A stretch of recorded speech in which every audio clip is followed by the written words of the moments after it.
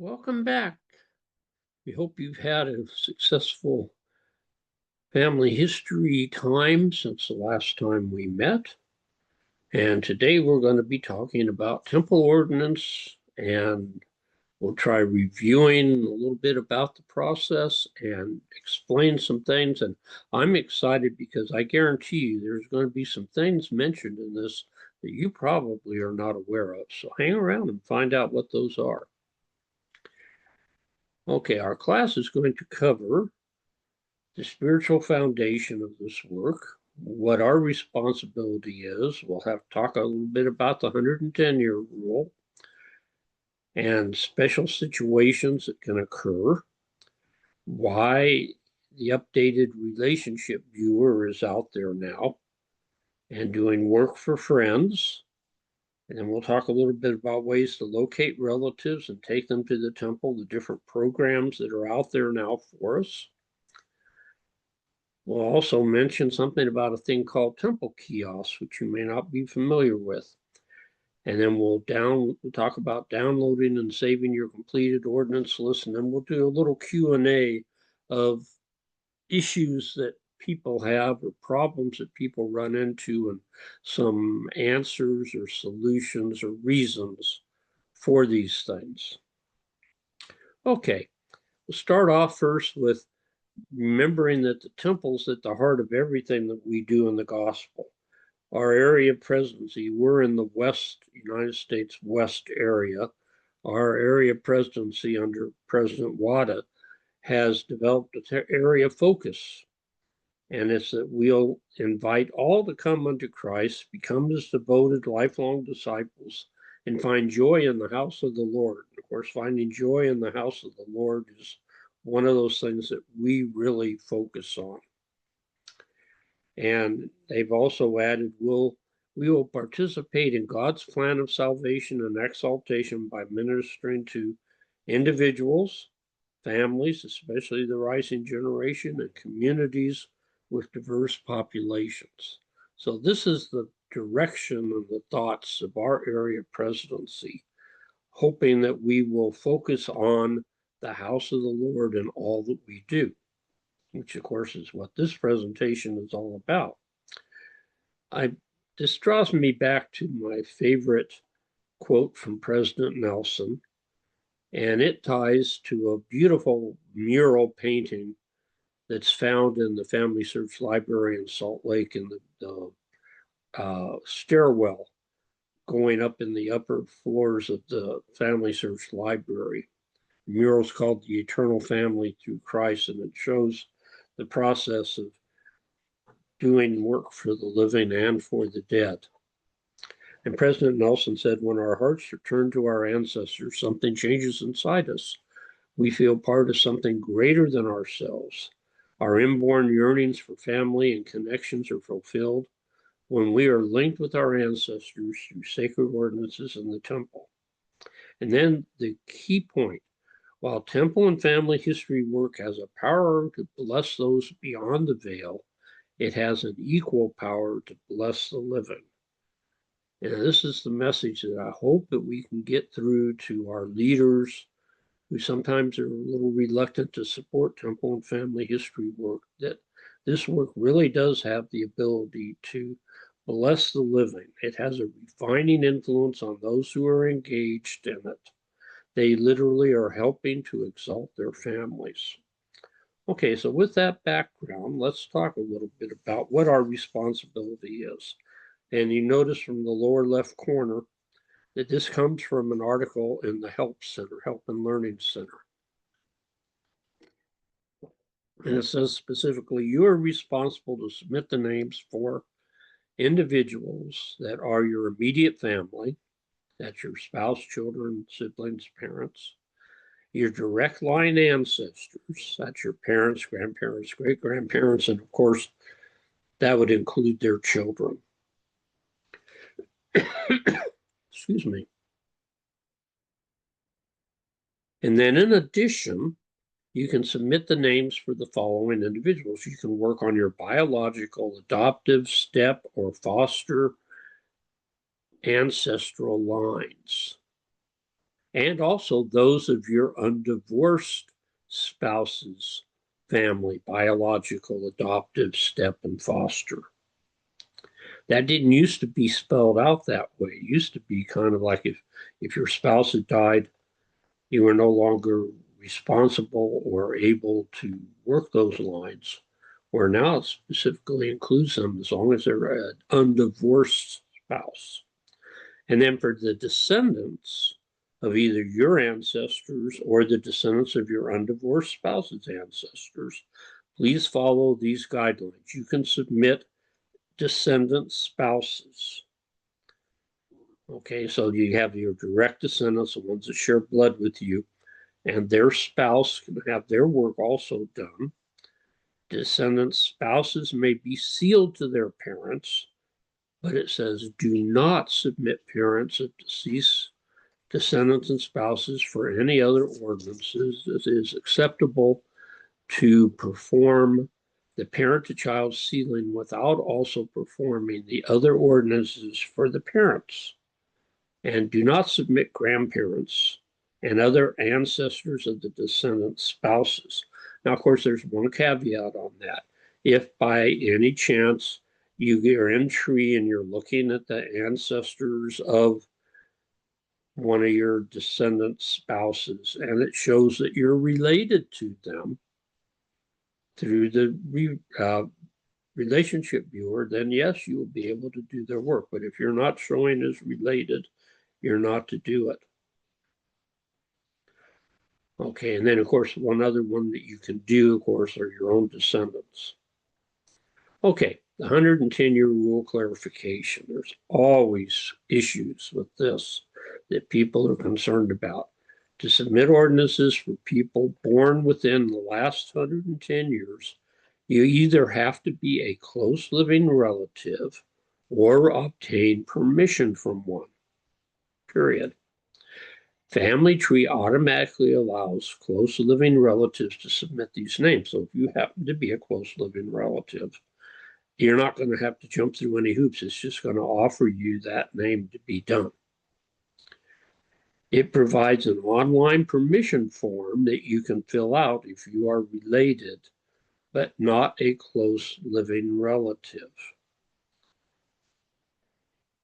Now, close living relatives include a living undivorced spouse, an adult child, a parent, or brother and sister. There's no priorities in there except they want you to prioritize the wishes of a living spouse.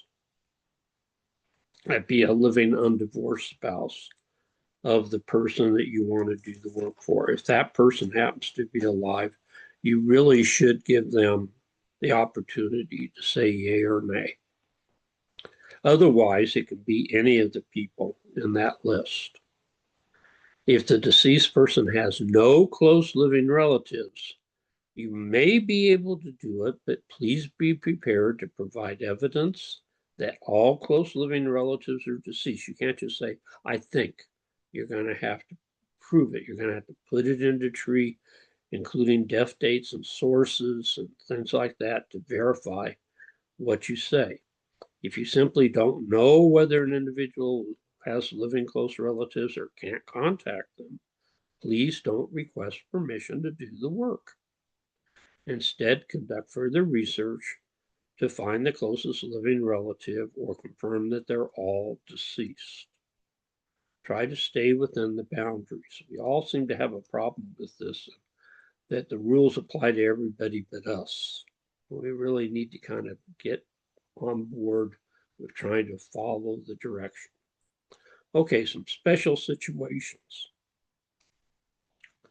Permission from the Family History Department is required to submit ordinances in a few rare circumstances. It says, please contact FamilySearch support with the following situations. One is FamilySearch lists no relationship between you and a person. And so you need to be prepared to validate that or show why it's wrong. It's possible with the new viewer that there are some glitches in there and the person may show up showing no relationship when they really are. If you are a descendant of Jewish Holocaust people, you're going to have to go through Salt Lake and get permission from them. You need to be prepared to have all appropriate permissions from living relatives if it's within the 110-year rule. You definitely are going to have to show that you're related. And you shouldn't submit names unless you are really related to celebrities or famous people, or names that have been gathered from unapproved extraction projects. Okay, the relationship viewer. Back in December of last year, almost a year ago now, this program was enhanced and they widened the definition for related on this. So the things that were changed were for our benefit. And they did this so that they would be able to start using it to enforce whether we're related or not just take people's word for things. So the relationship viewer is found when you're looking at somebody like this individual by clicking on View Relationship. The little relationship chart will show up if you are related. In this case, this is my wife's first cousin twice removed, which I now can do because the rules say I can also work on my wife's side of the family. And the policy itself really wasn't changed. It was just that the viewer was improved so it could be used to verify things in a little more broad nature than before. If it says you're not related to someone and you really think you are, you need to contact FamilySearch. Otherwise, if it says you're not related, you're actually not going to be able to submit the names. It will gray out your ability to submit the names for the person. So that's why if you're sure you're related and it's saying you aren't, you need to let Salt Lake know so they can figure out what went wrong. Now, the limits on the viewer would change drastically. You can now be able to identify direct line ancestors all the way back to 200 AD. And if the work needs to be done, it will actually allow you to clear that work.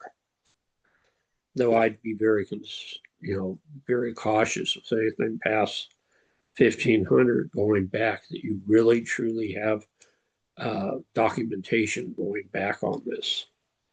And then for cousins, it used to be about 15 generations, and that was the limit. Now it's as long as you have a common set of ancestors who were both born after the year 1500, it will calculate your descendancy or your relationship to their descendants. If the people were born before 1500 or one of them was born before 1500, it won't show how you're related to their descendants. But you can contact FamilySearch and they might give you permission to work on names that are related to people born before 1500. But basically, you're going to be able to go back in your tree to the year 1500 now and work down from there and be able to clear names because they will show the relationship if you're related. Okay, friends, when submitting names for proxy temple ordinances from the handbook, it says members should generally submit only names of people they're really related to. To request ordinances for an unrelated friend, you must obtain signed permission from a close living relative of your friend. That's not an either or kind of thing. That's an absolute, you have to do this. Signed permission from a living relative. The handbook says those living relatives would be an undivorced spouse, the spouse to whom the individual was married at the time of death, or adult children, parent, or sibling of the deceased person. It says specifically, before you begin, you need to obtain signed written permission from a close relative. And keep in mind these things. We can't accept permission from you because you're living, or even permission granted by your friend before his or her death, because they're not living now. Permission must come from a close living relative.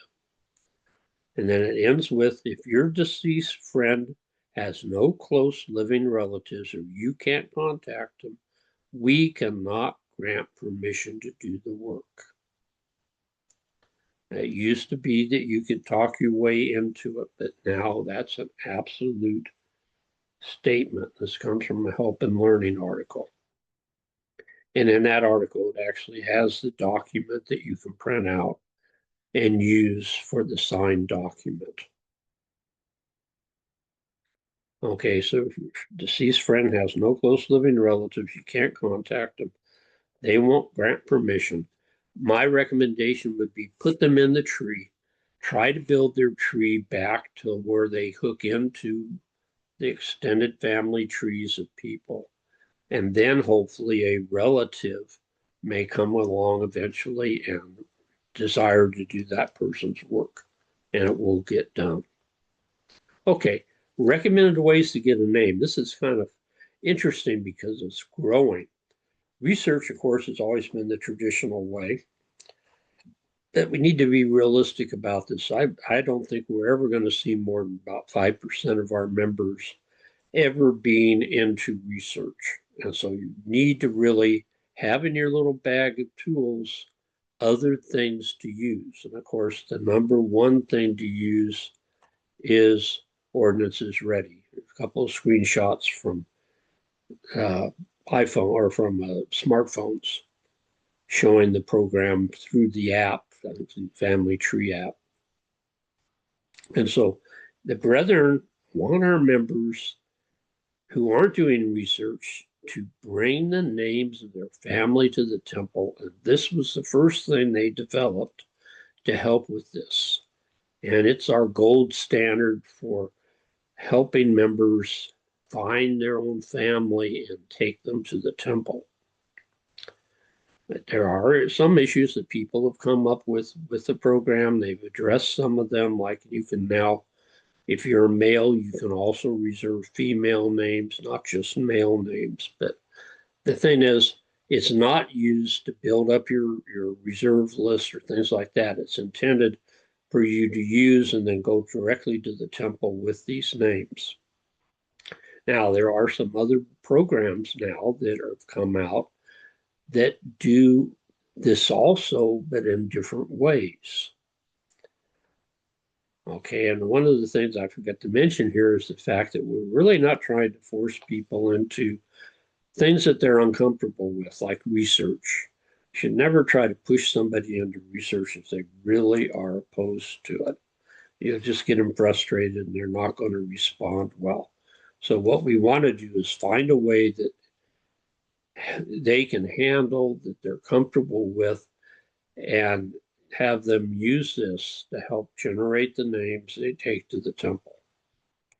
Okay, other tools besides Ordinances Ready. One's called Family Ordinance Opportunities. That's a new one that's come out. Looks like a fan chart. And you can pick what line you want to work on. The little green circles tell you how many people in the first 4 generations of the couple where that circle is need some temple work or have opportunities, if you do a little bit of work on them, to make them qualified to have temple work done. And you can reposition it to different people in your tree. You can go back further in time. It's one that is really an expandable tree and allows you to go just about anywhere in the tree you want. This is great for the person who says, I want to work on a certain line in my family. This is a place that you can get them to. Another one is now a campaign that they have called Remaining Temple Ordinances. You may have seen this in one of your Sunday emails to you. It's not fully released, but they've sent it out to some of us. What it does, it combs through your completed lists the people that you've done that you reserved, looking to see if there's still more ordinances that need to be done. And it will then recycle these back to you through a campaign called Remaining Ordinances. And you can get to it with the little URL is at the bottom of the page there to pull this up. To get to family ordinance opportunities, I didn't put a URL in there. The easiest way is just Google Family Ordinance Opportunities LDS, and it will give you a link to it. Okay, one other tool at this point is our friend AI Research Assistant and its first program, which I guess some people on the inside have called the Golden Hemp Program. Or after you've activated it, on your home page, right at the top, you're going to see this AI Research Assistant lab experiment where they will provide you 5 places in your tree where there's a hint that should, according to the AI assistant, generate a new name for the tree. And of course, a new name for the tree is a name that should be able to be done on the temple if it's not a duplicate somewhere else. It's just you got to be a little bit careful with this, and you've got to be aware of how to use, some of the tools in FamilySearch. It's not necessarily one for a brand new beginner or somebody who's resistant to having to get their fingers dirty in genealogy to get names. In all, the bottom line is there's a submittable name initiative going on right now in FamilySearch. They are really working hard at coming up with as many different ways as they can to help you get names that you can take to the temple. It's a new process, something they haven't really done before. In the past, they provided us with the tree and developed the tree to work better. And they didn't really do much in the way of providing things beyond, teaching you how to do research to generate names until they started with ordinances ready. Now they're trying to branch out into others, and they've come up with many different record hint reviews and get involved in other activities over at the BYU Family History Technology Lab to help generate new names, and then many that are directed towards you, the patron. And when you're on that Family Ordinance Opportunities page, twice on that page, there's a link to more opportunities. And so I clicked on that, and then I've cut the page in half so I can get the whole thing on here. But this shows you 9 ways to generate names to take to the temple. Of course, one of them is Family Ordinance Opportunities over here. Another one is called Ordinances for Families in Your Tree. I saw that just recently in a mailing to me just like 2 weeks ago. Another one is called Temple Opportunities. Another one is called Remaining Temple Ordinances. That's the one we talked about just a minute ago. There's a link here for Family Name Assist. That's a new program that was developed originally for bishops, branch presidents, to use at the end of the generating of a living recommend for new members going to the temple for the first time, where it gives a real easy step-by-step process to generate a name for them of a close relative of theirs that needs temple work. You as consultants, anybody as a consultant or a ward leader will find this Family Name Assist program is in your clerk and leader and clerk resources found at churchofjesuschrist.org. And it's also found in your tools if you are eligible to use it. Then in addition to that, there's one called Missing Temple Information program, where it'll take you into your tree to people that need more information on their records so they qualify. Then there's a record hint one, which is like the AI assistant. And then here's the AI Research Assistant itself, and Ordinances Ready. All of these are programs, and techniques to help you generate a name to take to the temple. And I have a feeling that there will be more with time. But these are all available to you to offer to your patrons as ways to get names. Okay, now here's something that's probably new to almost all of you. They're working on helping the members of the church get their living ordinances done in a better, more timely manner with less stress on local leaders and temple workers. And so this new program called Ordinance Preparations has been rolled out just this last September in Mexico, Brazil, Central America, South America West or Northwest area, South America South area. And essentially what it boils down to is church members that want to complete an ordinance involving one or more living people must get a living recommend. We know that.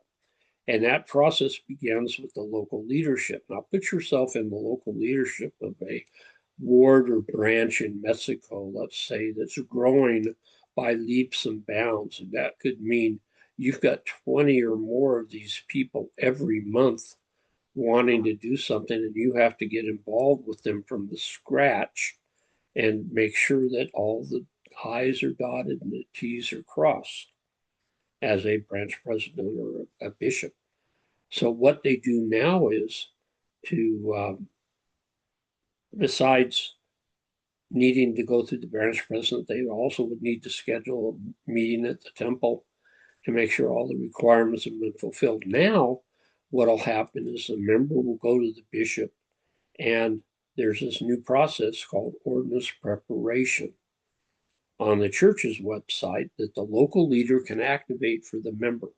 So if Jose comes in to have, say, his sealing to his parents done, who his parents are deceased, the bishop will turn on the ordinance preparation section for Jose. He'll be able to go home and fill in the boxes and have everything put together ahead of time before he goes to see the bishop. This ordinance preparation option isn't available on FamilySearch. It's only available to members once their bishop or branch president turns it on. Okay, so that takes a lot of the pressure off the bishop or branch president in getting all the paperwork done. This then can be shifted over to the temple, where the temple no longer will have to worry about, is this person really been endowed and all these other things, because it will show immediately for them and just simplify the process of getting that living recommend and going to the temple and doing the ordinance so that things can move much faster. This isn't available everywhere. It probably isn't going to be available in North America. I think it'll show up mostly in those parts of the world where the church is growing rapidly and there's real stress on both the ward leaders and the temple to make sure that all the I's are dotted and T's are crossed. So that's something new. Another thing that's brand new is this family name card printing kiosk. You know what a kiosk is? It's a little station, a workstation. Guests use this ordinance. You will either use Ordinances Ready or Family Ordinance Opportunities to request, request names to be processed to do at the temple and generate a QR code. That's all you have to do. And you can do this on your smartphone or your tablet and just generate the QR code. You don't need to worry about printing the card, because you'll then go to the temple, and either at the temple or nearby, maybe at the Family History Center on the same site, there'll be a kiosk that you just go up to, scan your device with the QR code, and the kiosk will print the card and dispense it to you. It'll be in the correct size. There won't be any need for scissors. It'll be formatted correctly, no extra steps. You pick the card up from the kiosk, you go into the temple, and you do it. Now, this has actually been tested in places here in North America. There's at least one temple that I'm aware of here in North America that is using this, and the kiosk is found in the recorder's office. And all you have to do is walk in there, show the QR code, and the machine spits out the cards for you. And so this is a new thing. It's really there for those areas of the world where nowadays people all have smart devices, but they may not have access to printers. And so the printer becomes the weak link. And now they can just take their smart device to the temple, show the QR code, get the card, and they don't have to worry about printing. So this is another great new program. Okay, some tips on ongoing issues. One of those ongoing issues is, how do I keep a record of who I've done? Because once we went to to Family Tree from FamilySearch, there's no backup system for verifying or remembering what was done other than what shows in FamilySearch. And so one of the ways to gather that is to use the completed list in your temple program in FamilySearch. And so, if you go, when you click on FamilySearch and you click on temple, on the drop-down, one of the things is a list of completed ordinances. Now, there's some caveats on that. It's limited to 2 years, so only the work done for the last 2 years is there, or up to 3,000 total ordinances that are done. If you're doing a massive amount of ordinances, your names aren't going to remain in that list for 2 years, because once it hits 3,000, it starts kicking the oldest ones off. So to be able to gather this information electronically without doing like screenshots or something like that, or printing the list off every month or something like that, and having a physical copy, we need a way to download. They've allowed us to download. And so the first thing we want to do, though, before we download, is go to the options and click Group by ID. Right now, what you're seeing Isabel Kerr with one ordinance that was done back in September in Rexburg, her endowment. What about the baptism and confirmation and initiatories? Well, what we want to do is gather them all together. So we want to click Group by ID so that all Elizabeth Kerr's ordinances are put into one group.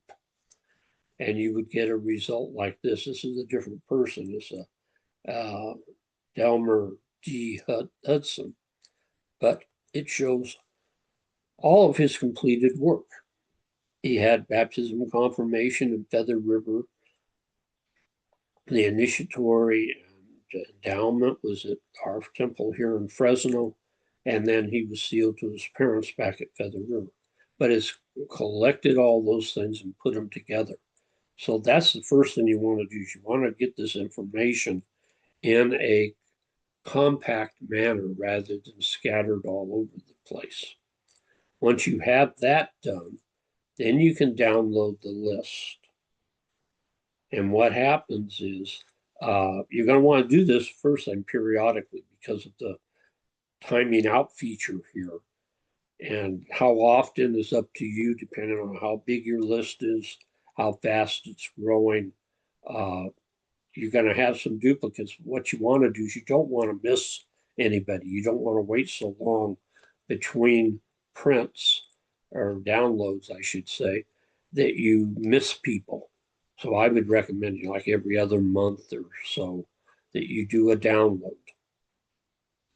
So when you first download and you take that file and you dump it into, say, Excel, and this is what you'll see here, it looks like a mess.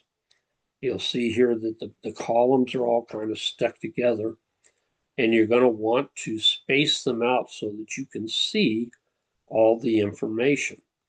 And so what the first thing you're going to want to do is you're going to want to go up on that line where it says A, B, C, D, E, F, and so on, and put your mouse on one of those little bars between two of the letters, like in this case, between the A and the B.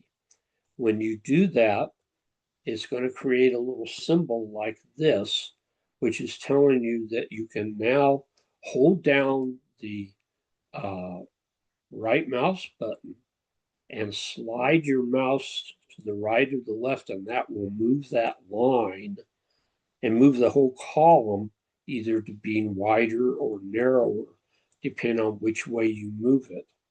And by doing that, you can open up like here after I've moved that line between A and B to where you can see the full names of the people, and you can make that box be just wide enough to take the biggest name, or at least enough of the biggest name that you know what it is. And then continue to do that across the screen and open up the other columns so that you can see what's in them until eventually you have a nice spread out column where you have all the information that's gathered, the person, their ID, the qualifying event, the ordinance that were done, the date, and the temple. Now, the next thing that you're going to want to do is alphabetize. Because if you're looking like it this here, you can see the people are not in alphabetical order. I could just alphabetize this one column. I could click on the A and highlight them all, alphabetize them, but that's going to cause a real problem because it will then scramble the people in column A, but the other columns don't move. And now I'm going to have people lined up with IDs that aren't theirs and qualifying events that aren't there and ordinances that aren't theirs and so on. And so there is a way, though, to where when you sort like the people, that their information on the rest of their row comes with them. So to make it an alphabetical list, first you got to click on that one that's out in front of the row and click on it so the whole row is highlighted, because that number one row is the titles for the columns. It's not a person. So it has person, ID number, qualifying event, ordinances, date, and temple. Once you've highlighted that, you go up to the top of the screen to where it says data. I believe, yes, data. When you click on that, you're going to see a little, I've clicked on data, you're going to see this little filter symbol. Click on filter, and when you do that, you're going to see that it goes from having a plain line like this with just those things to little drop downs on each column where it has like person and ID and so on. Those drop downs allow you to then alphabetize or put in numerical sequence everything in that column. And so in our case, we're going to want to go to the person column, click the drop down and say, okay, I want it from A to Z. And it's not going to be able to do it on their surname. It's going to be doing it on their first name. Unfortunately, the surname's part of the box there. It's not separated out. And so it won't be the type of alphabet that you want, but it's still pretty easy to work with, a lot easier than it was before. And anyway, this will then allow you to have everything in sequence and everything for a person, like Ada Sutton, here's her endowment, her initiatory, her baptism, her confirmation, and so on, all lumped together. And then you can save this file and then save it again periodically. And then if you need to go back and find something, you have your backups that you can go to. Okay, some quick Q&As here at the end. I can't print enough cards. When you hear that, that usually almost always means somebody's using ordinances ready and they want 2 endowments or they want 5 baptisms and they can't get it. And the reason for it is the program wasn't designed to do that. And so if that's a real issue for them, they're going to have to go somewhere other than ordinances ready.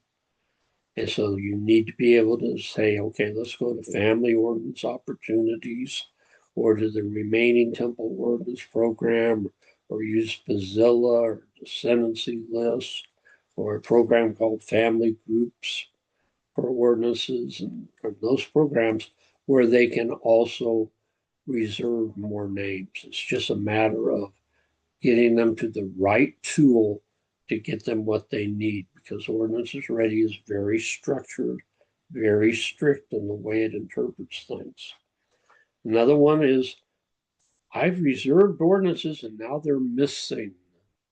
Well, if they can't be found in the reservation list, you might consider they might have done it and forget that they did it. It's now over in their completed list. If you can't find it in the completed list, the most likely answer is that there was a merge that occurred and somebody else had a record that had that ordinance that you were waiting to do already done.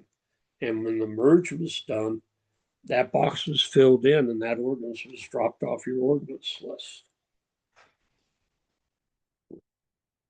Okay, or it'll say, ordinance is ready, won't let me reserve a specific name. That's another big issue with ordinances ready. It finds the closest relative to you that needs that specific ordinance, and that's just the way it's made, and it won't move off that person. So if that's the case and they want to do somebody specific, the easiest thing to do is have them go into the tree and find that person, click on ordinances for that person and go reserve it. Or they can use something like Family Ordinance Opportunities to find that person, or a descendancy chart. There's a lot of different ways, but they'll have to move off of Ordinances Ready to be able to get those other names. Okay, missing ordinances. Now, this is really one of those frustrating things when you know the temple work's done for somebody and you see their record and tree and they're missing their confirmation, let's say. Where is it? Okay, well, the reason is often that that missing ordinance is in tree, attached to a different record, but that record's not connected into the family. It's just floating around in tree. And you're going to have to do some creative searching for that record. That's the most common reason for this. The other one is it's possible that it was merged into some other person's record and is now buried. So your options are to try searching for this record, and if you can't find it, the only other thing you can do is contact FamilySearch and let the missionaries do some searching for you. It really helps if you have a date and temple that they can go look at, because if you can say it was done on the 3rd of July, 1932 in the Ogden Temple, let's take one actually open then, Manti Temple, they can go back and look up the ordinances for that day and find it if it really did happen. Something that we can't do as individuals. The other one is, I did his sealing appearance and it still shows it needs to be done. This is a fairly common thing in tree. Actually, what you'll usually find is you're going to find the person with 2 sets of sealings to parents. One that has a date, but there are no parents attached, and another one that has no date, but has parents attached. And this is usually a result of some bad merges. And so you need to probably turn that over to support and they can clean it up easily. There's ways we can do it, but you have to be fairly conversant in FamilySearch to be able to do this. Fortunately, they've resolved how to keep it from happening anymore. And that is that they have this new merge feature. And this new merge feature that they have that you can turn on now, that eventually will be the merging program, will automatically bring over parents and spouses and children. Even though they're already there, you're going to bring them over from the duplicate program or duplicate person. Because if you don't do that, ordinances can get lost. And that's what has happened in these cases. From now on, the program will see to it that those names get moved over. It's not something we'll have any control over. Okay, ordinances for pioneers. Have to understand, this is a church that keeps records, but in the olden days, records weren't kept so well, and we had a lot of chaos in the church, being burned out at one location and run off to another, traveling across the continent, and records got lost. And so you'll often find your pioneer ancestors have some strange looking ordinances there. And things will be out of order. Sometimes there'll be an ordinance missing. You may find somebody who was endowed in the Nauvoo temple and had their confirmation, or say their confirmation done in 1989, because that got lost. And so this is just something that you have to be aware of, and we'll fill them in if you find missing ordinances. Sometimes it's the baptism, and you'll find them endowed in 1846 and baptized in 1939, because nobody could find that baptism date anymore. So that leads us to ordinances being done out of order. And it used to be a big, big, big deal that ordinances absolutely had to be done in order. Baptism, confirmation, initiatory, endowment. Those had to be in that order before you did the sealings. Well, with advent of ordinances ready and discovery of a lot of missing ordinances, Salt Lake's kind of loosened up on this a little bit, to where they're not so worried anymore about ordinances being done out of order or having been done out of order. They're not going to invalidate any of those ordinances done out of order. They'll just say it's not valid or effective until the previous ordinances are completed. And so don't get too hung up on that anymore. And like Ordinances Ready provides you with an endowment, but the initiatory hasn't been done yet, you can still go ahead and do the endowment if you want. And eventually that initiatory will get caught up. Okay, and the last one here is I can't print an ordinance that I reserved. And that usually means that there was a merge and it's now showing as done. And so it may still even be on your list, but it won't be able to be printed. If that happens, you need to contact support, because once in a while, with all these moving pieces, things just don't work quite right. And it may still show up in your ordinance list, but the system knows underneath that it's really done, so it's not going to let you print the card to do it. That's kind of a tricky situation. Or what about the person who reserved my relative isn't related to me? It's one I hear all the time. You got to remember, it's not that they need to be related to you. The other person needs to be related to you to do John's temple work. It's that that person needs to be related to John. And it's very possible that you and that other person are not related. It could be that you are related to John through John's father, and the other person is related through John's mother. So therefore, you and that other person aren't necessarily related, but you're both related to John. So, don't get hung up on that and try to say, well, I'm related and that person isn't. Well, that's not true. It just means you and that person are not related to each other. Now, here's the last bonus.